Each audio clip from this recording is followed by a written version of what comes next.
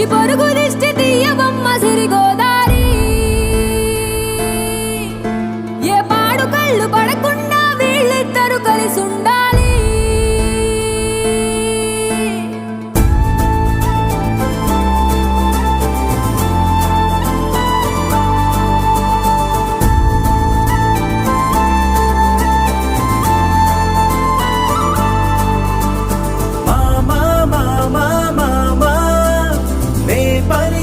తొలి పదమా నాకే దొరికిన వరమా నాకై నిలిచిన పదమా నీ కారి అడుగుల్లో ఉంది నా గుడి నీ నోటి పలుకుల్లో ఉంది నా బడి పుడుతూనే నీ ఒడిలో పాపనై పడి నీ పేరై మోగింది